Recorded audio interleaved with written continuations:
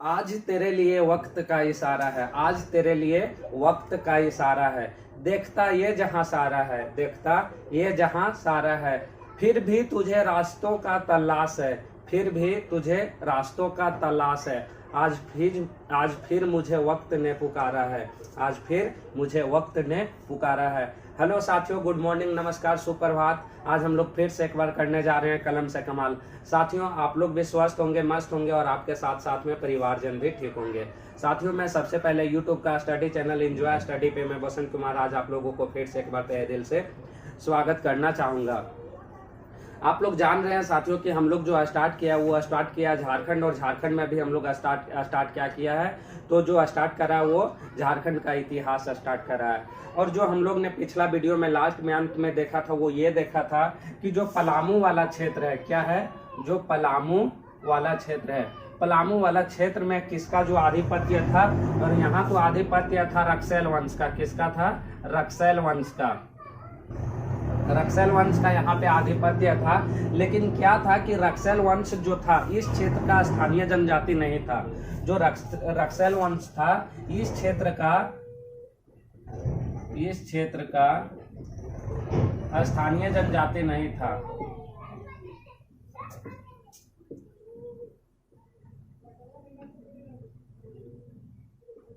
स्थानीय जनजाति नहीं था। और यहाँ का जो स्थानीय जनजाति था ये कौन सा था? यहाँ का स्थानीय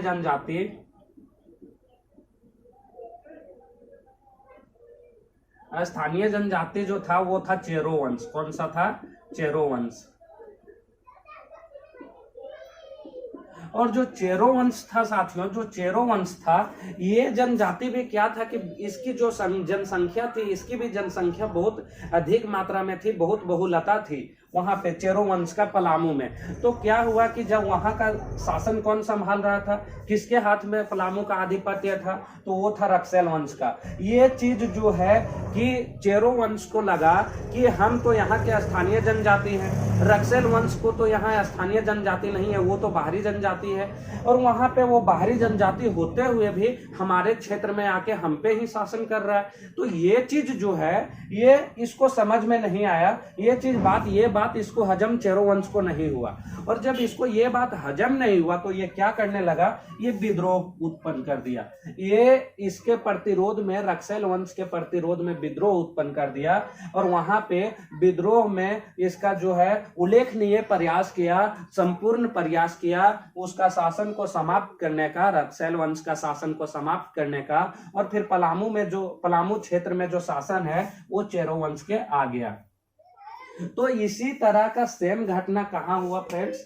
इसी तरह का जो सेम घटना हुआ, एकदम सेम टू सेम घटना जो हुआ वो कहाँ हुआ, तो सिंहभूम में हुआ। कहाँ हुआ? सिंहभूम में। सिंहभूम में भी यही घटना हुआ। सिंहभूम में क्या हुआ कि सिंहभूम का जो स्थानीय जनजाति था वो कौन सा था? मुंडा जनजाति था।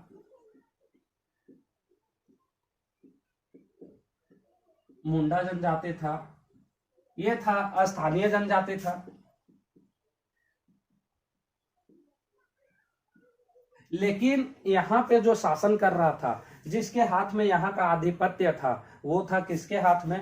तो वो चीज जो हम लोग देखेंगे वो था सिंह वंश के हाथ में। किसके हाथ में? सिंह वंश के हाथ में। सिंह वंश के हाथ में था। और जो सिंह वंश भी था ये यहाँ का स्थानीय जनजाति नहीं था।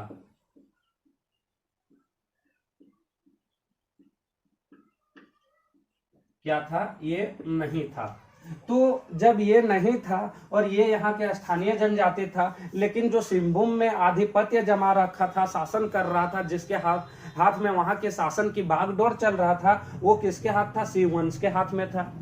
और जो मुंडा जनजाति है ये क्या है कि संपूर्ण मुंडे मतलब जनजातीय वंश है, संपूर्ण जंगलीय वंश है, वहां पे वो प्राचीन समय से शासन कर रहा है। तो ये बात जो है इसको लगा कि यहाँ पे बाहरी आदमी आके, बाहर के लोगों आके हमारे भूमि पे शासन कर रहा है। ये बात जो है मुंडा जनजाति को हजम नहीं हुआ। ये चीज जो है ये मुंडा जनजाति को हजम नहीं हुआ और इसके प्रति जो मुंडा जनजाति है सिंह वंश के प्रति संपूर्ण विद्रोह कर दिया। क्या कर दिया? विद्रोह उत्पन्न कर दिया। अब विद्रोह में क्या किया साथियों? उल्लेखनीय प्रयास किया।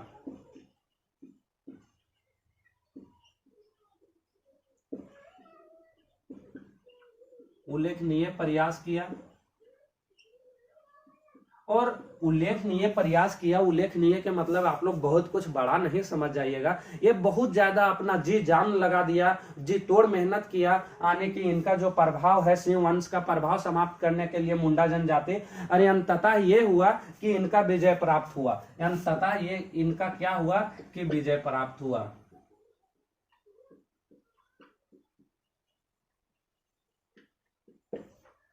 विजय प्राप्त हुआ और जो सिंह वंश का ये प्रभाव था उस क्षेत्र में सिंहभूम में, सिंह वंश का जो प्रभाव था इसका प्रभाव को समाप्त कर दिया। क्या कर दिया? समाप्त कर दिया। यहां तक हम लोग देख चुके साथी। ये आज हम पूरा संपूर्ण लिखते नहीं जा रहे हैं, ये चीज को आप लोग समझिएगा, अपना नोट्स खुद से बनाइएगा क्योंकि अपना बनाया हुआ नोट्स हम ये चीज कई बार आप लोग को कह चुके हैं कि सबसे खूबसूरत होता है, सबसे बढ़िया होता है। वो एग्जाम व्यू के दृष्टि से यानी कि एग्जाम की दृष्टि से वो सबसे इंपॉर्टेंट होता है, ज्यादा समझ में आ पाता है। बहुत कम समय में बहुत सारे ज्यादा चीजों को हम लोग जो अपना दिमाग में माइंड सेट कर पाते हैं। तो यहाँ तक हम लोग देखें, उसके बाद जो हम लोग देखेंगे तो इनका तो विजय प्राप्त हो गया ये वाला क्षेत्र में। उसके बाद क्या हुआ? उसके बाद ये हुआ कि इनका जब विजय प्राप्त हो गया तो इनका विजय प्राप्त होने के बाद कि इन्होंने सोचा कि हम तो जीत लिए, सिंहभूम वाला क्षेत्र में हम जीत लिए, लेकिन हमारा जो शासन का बागडोर है वो कौन संभालेगा। और इन्होंने जो शासन का बागडोर संभालने का संभावना देखा वो संभावना मुंडा लोग देखा और उनको लगा कि जो हमारे शासन है, हमारे शासन कुशलता से जो संभालने वाले हैं वो कौन है? तो वो रीता मुंडा है। रीता मुंडा है। उनको लगा कि रीता मुंडा है हमारे शासन को अच्छे से कुशलता पूर्वक बागडोर को संभालेंगे और इनको क्या बनाया गया? यहाँ का प्रथम शासक बनाया गया।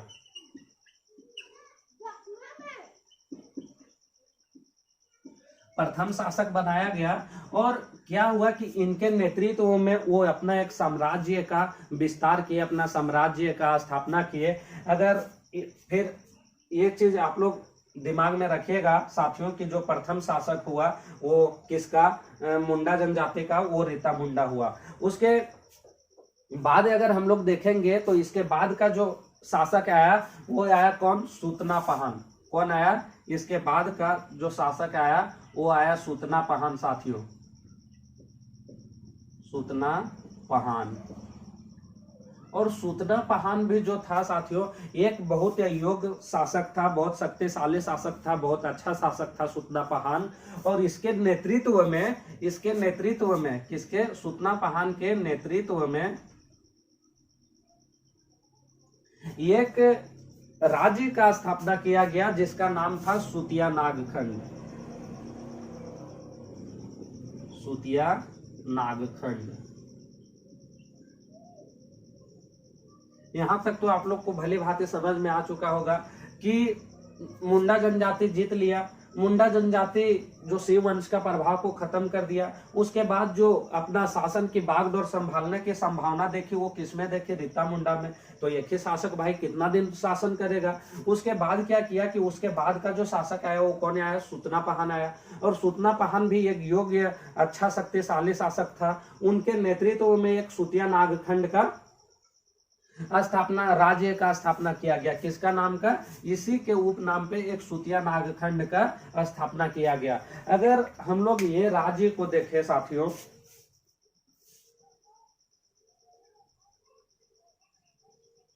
हम लोग अगर ये राज्य को देखेंगे जो सूतिया नागखंड था, कौन था? सूतिया नागखंड।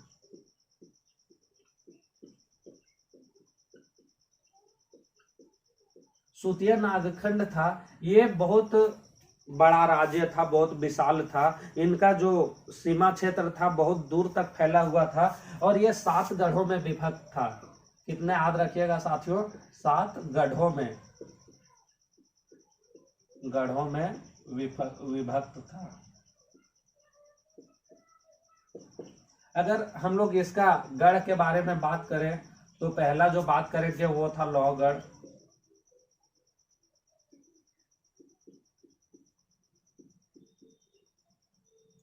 अगर हम लोग दूसरा बात करें तो हजारीबाग। उसके बाद अगर हम लोग तीसरा बात करें तो पलामू। अगर हम लोग चौथा बात करें तो था मानभूम। अगर हम लोग पांचवा बात करेंगे तो था सिंहभूम।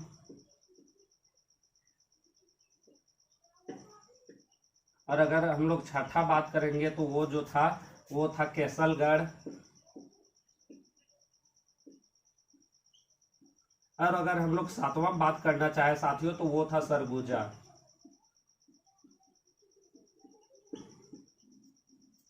तो ये जो था, ये प्रथम शासक था, ये चीज आप लोग याद रखिएगा। ये कितने गढ़ों में विभक्त था सुतिया नागखंड? ये टोटल 7 गढ़ों में विभक्त था, जो ये निम्नलिखित है। उसके बाद ये जो 7 गढ़ है साथियों, ये 7 गढ़ ये टोटल 21 परगनों में विभक्त था। ये 7 गढ़ 21 परगनों में बटे हुए थे।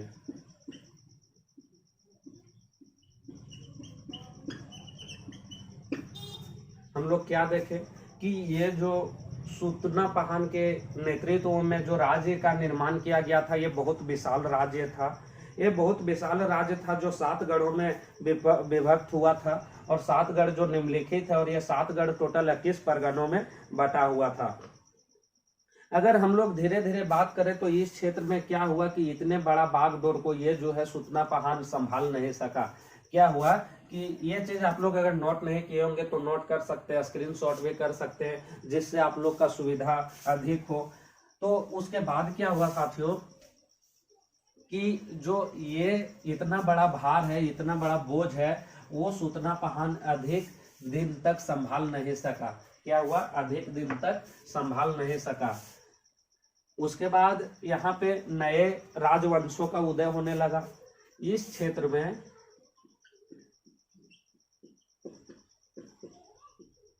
नए राजवंशों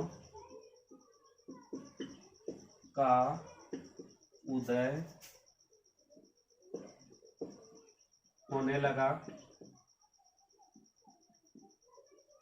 क्या हुआ कि इन क्षेत्रों में नए राजवंशों का उदय होने लगा, और जो उसमें प्रमुख था, उसमें जो प्रमुख राजवंश था वो कौन सा था? तो वो था नागवंश। अगर हम लोग प्रमुख देखें, प्रमुख वंश जो था वो कौन सा था? तो वो था नागवंश।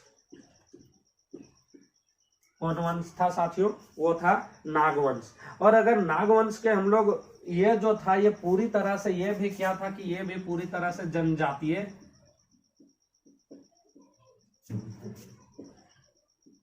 वंश था।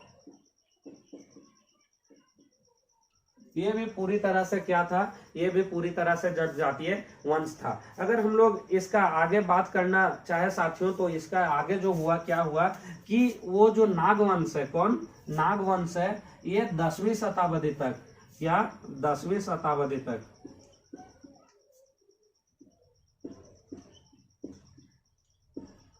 10वीं शताब्दी तक ये जो है, ये इस क्षेत्र में क्या हुआ, इस क्षेत्र का बागडोर अपने हाथ में ले लिया।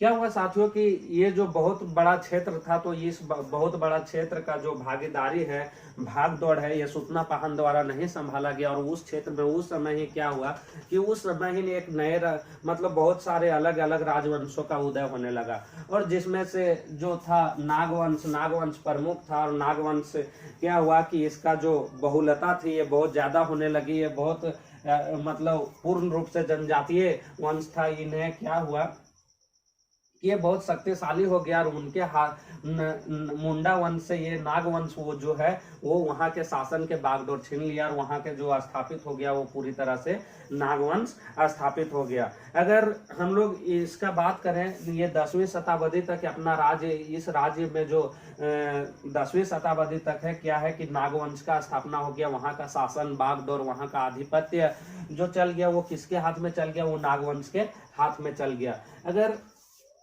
हम लोग उसके बाद का बात करें तो अपना इन्होंने अपने ये जो है राजवंश क्या हुआ कि अपने तरह से अपने मतलब समझदारी से ये क्या हुआ कि अपना राज्य का निर्माण किया। जब इनके हाथ में चल गया तो, और जब इनके हाथ में गया तो ये क्या हुआ कि अपना राज्य बनाया। और अपना राज्य का राजधानी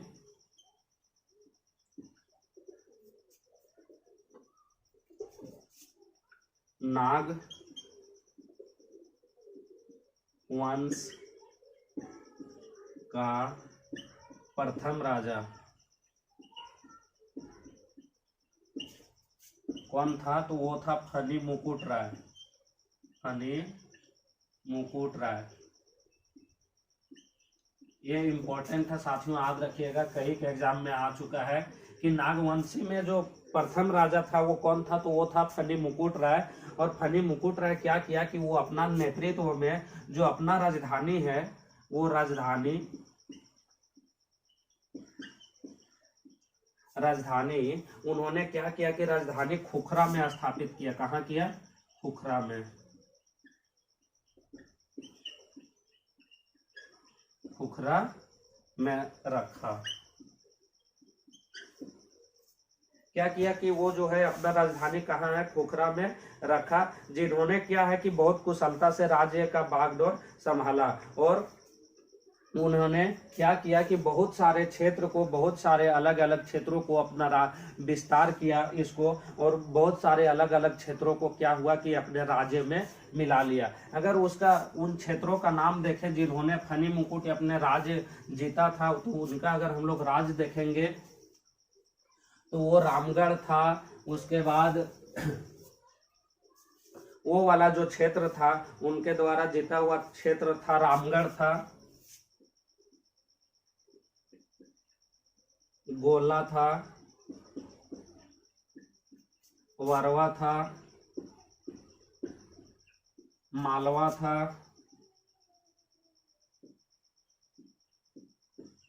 हजाम था और तमाड़। कौन सा, तमाड़।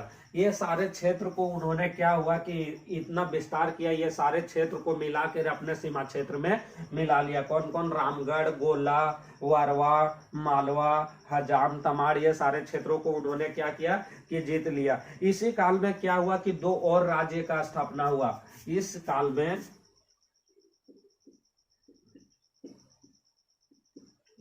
में दो और राज्य का स्थापना हुआ।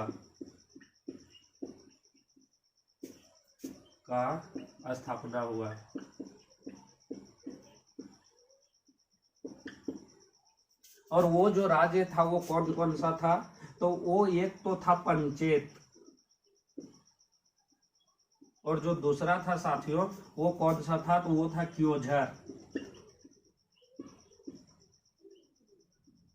क्योझर। ये जो दोनों राज्य है ये उसी समय में क्या हुआ कि इनका स्थापना हुआ। और अगर हम लोग इसका बात करें तो ये जो था, ये छोटा पंचेत जो था वो छोटा नागपुर के पूर्व में था। कहाँ था, छोटा नागपुर के पूर्व में था। और अगर हम लोग क्योझर के बात करें तो इसका जो लोकेशन था वो छोटा नागपुर का दक्षिण में स्थित था।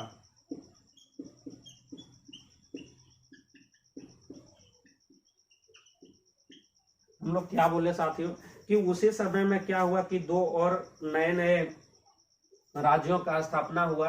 और जो नए नए राज्यों का स्थापना हुआ कौन कौन सा था, वो एक था पंचेत, एक था छोटा नागपुर, ये एक था क्योझर। और क्योझर जो था वो क्या था कि छोटा नागपुर के दक्षिण साइड वाला, दक्षिण वाला क्षेत्र में स्थित था। और क्योझर जो वो पंचेत था वो छोटा नागपुर के पूर्व वाला क्षेत्र में था।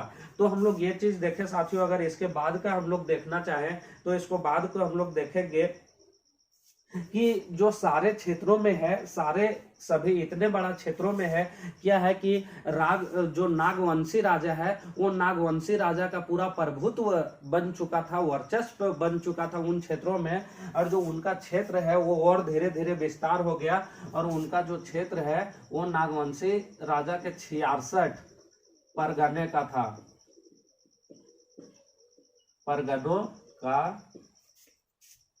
परगनों से सज्जित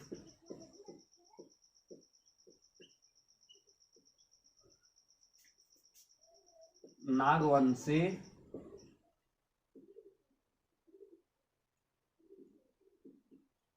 राज्य सबसे अधिक प्रभावशाली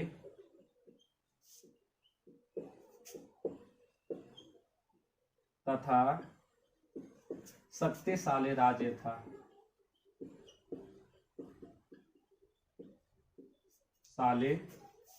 राज्य बन गया। हमने क्या कहा कि नागवंशी शासक जो था इस क्षेत्रों में बहुत कुशलता से शासन किया, अपना जो विस्तार है धीरे धीरे बढ़ाते गया। और इस क्षेत्र को धीरे धीरे और बहुत बड़ा विस्तार बना दिया, अपना सीमा क्षेत्र को बहुत दूर दूर तक फैला दिया।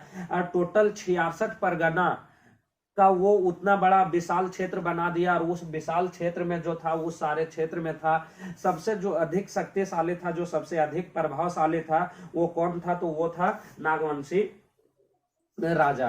और अगर हम लोग इसके बाद का बात करें, इसके अगर हम लोग बाद का बात करना चाहे तो क्या था,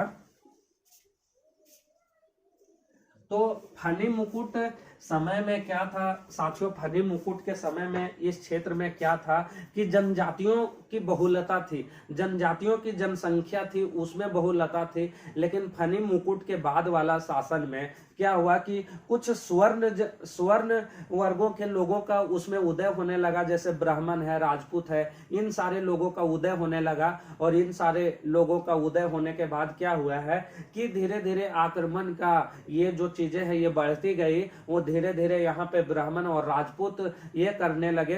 तो उसके बाद वहां से क्या हुआ कि छीट-फूट आक्रमण होने लगे इन सारे क्षेत्रों पे। उसके बाद अगर हम लोग बात करेंगे तो नाग वंश का चौथा राजा, कौन सा चौथा राजा कौन था, तो वो था प्रताप राय।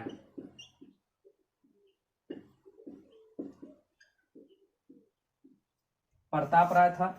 नागवंश का जो चौथा राजा था कौन था साथियों, वो था प्रताप राय। लेकिन प्रताप राय ने क्या किया कि प्रताप राय को लगा कि खुखरा, जैसे उन लोग का राजधानी फनी मुकुट के नेतृत्व में कहाँ बना, वहां तो खुखरा बना दिया गया। लेकिन खुखरा के बाद उनको लगा कि जो हम लोग का राजधानी है वो कहाँ पे होना चाहिए। इनको लगा प्रताप राय को कि हम लोग का जो राजधानी है, इन्होंने अपना राजधानी कहाँ बना दिया, तो इन्होंने स्वर्ण रेखा नदी, कौन सा स्वर्ण रेखा नदी के तट पर एक नगर था, एक गांव था, एक जगह था उन लोगों का, जिनका नाम था क्या, चुटिया। क्या था साथियों, याद रखिएगा, चुटिया। क्वेश्चन में आ सकता है कि जो नागवंशी शासकों का चौथा राजा था, उन्होंने अपना जो राजधानी है वो कहाँ बनाया था। तो ये अगर हम लोग दिमाग में रहेगा तो हम लोग राइट आंसर करके आ पाएंगे। वो जो जगह था वो चुटिया को अपना राजधानी बनाया, जो किस नदी के तट पर था, तो वो स्वर्ण रेखा नदी के तट पर था। तो उन्होंने क्या किया, प्रताप राय नागवंशी शासकों में जो चौथा राजा था प्रताप राय, उन्होंने अपना जो राजधानी है खुखरा से स्थानांतरित करके कहाँ कर दिया, चुटिया कर दिया। लेकिन लेकिन इसके बाद का जो शासक आया, इसके बाद के जो शासक आया, प्रताप राय के बाद का जो शासक आया, कौन आया? तो वो आया भीमकर्ण, भीमकर्ण राय। और भीमकर्ण राय क्या किया कि भीमकर्ण राय के समय में एक सरगुजा पे आक्रमण हुआ था, सरगुजा के लोगों पे आक्रमण हुआ था। तो वहां पे आक्रमण होने के कारण ये क्या हुआ कि भीमकर्ण राय जो है वो भयभीत हो गए, और वहां से जो है सरगुजा ये चोटिया से नजदीक था। तो इनको लगा कि जो भीमकर्ण को लगा कि जो हमारा चोटिया राजधानी है वो चोटिया अधिक सुरक्षित नहीं है, अधिक यानी कि यहाँ से फिर हम अधिक अपने कुशल से शासन नहीं कर पाएंगे। तो इन्होंने क्या किया कि अपना जो राजधानी है पुनः स्थानांतरित कर दिया, पुनः कहाँ पे ले गया? खुखरा स्थानांतरित कर दिया।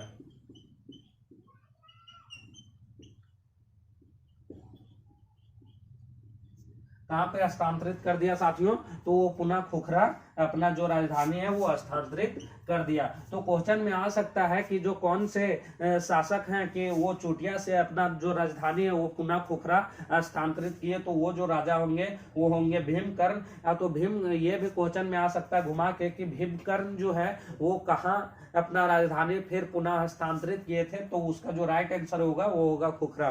तो आज देखें हम लोग यहाँ साथियों, उसके बाद हम लोग देखेंगे इसके आगे। आप लोग तब तक जुड़े रहिए, स्वस्थ रहिए, मस्त रहिए, मन से पढ़ाई कीजिए, और तब तक मैं चाहूंगा इजाजत, फिर मिलता हूँ अगला वीडियो में। धन्यवाद।